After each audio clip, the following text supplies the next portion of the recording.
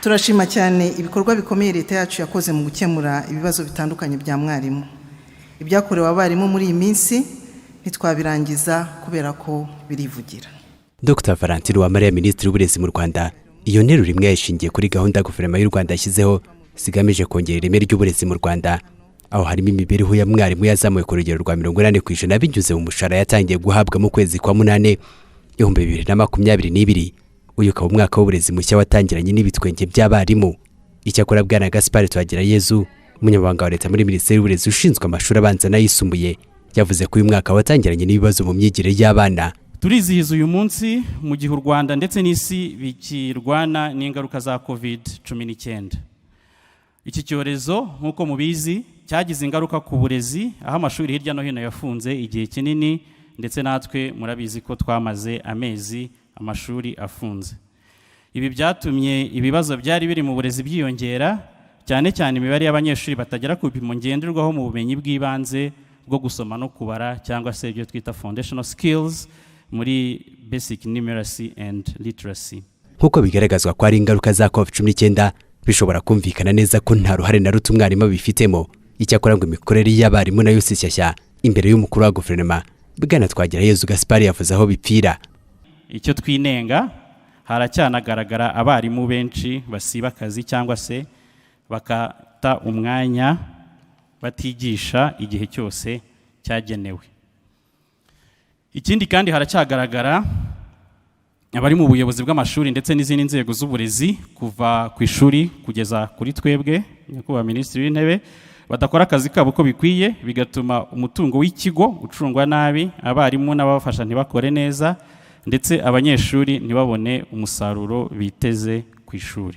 Iyo mbaga y'abarimu bari bahagarariye bagenzi babo basaga 120 bo mu gihugu cyose. Minisitiri w'Intebe yababwiye ko guverinoma y'u Rwanda izirikana agaciro kabo. Narebye rwose uhereye ku ruhande ukagera ku rundi, wahaguruka avuga ngo sinigeze nigisha umanza yabatubeshye, nabonye bose barigishije. Ibyo rero birampa uburenganzira kuvuga ngo banyakubaha abarimu muteraniye hano.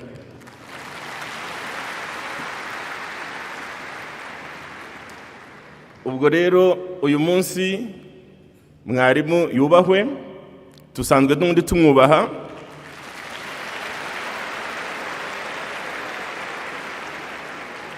Nkaba rero ngira ngo banyakubaha abarimu muteraniye hano, nanjye ndimo ko nanjye narigishije, nanjye nabaye umwarimu.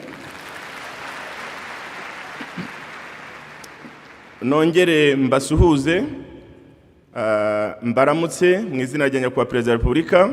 Icyakora ku ngingo y'imikorere yabo, Dr. Edouard Ngirente yabasabye guhindura imyitwarire kugira ngo batange ibyo bafite.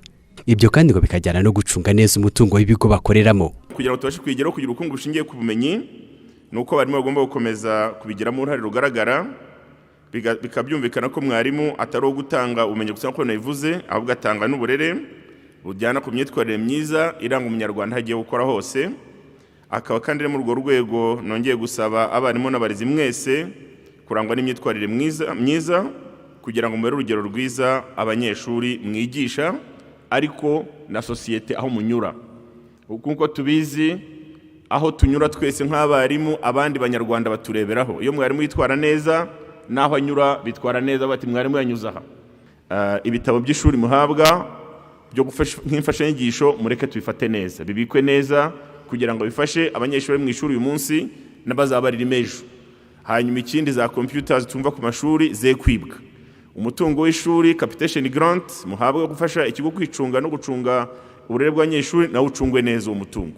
Ibyo rwose turabwira ko uko leta igendereza amafaranga mu turere, mu mashuri, mudufashe kugira ngo acungwe neza, twe ko abayobozi b'ibigo bazahanwa bazira ko bacunze nabi, ahubwo tuzabe abayobozi b'ibigo umwaka utaha tuzarura hano dushimwa ko twacunze neza umutungo dushinzwe n'abakozi dushinzwe. Guverinoma y'u Rwanda kandi yizeje abo barimo ku gahunda yo kugaburira abana ku ishuri igiye kurushaho kunozwa, ndetse ngo leta yiteguye no gukora ibishoboka byose kugira ngo abarimu bakorere mu mwuka mwiza utuma batanga umusaruro leta batezeho. David Nzabonimpa, TV 10.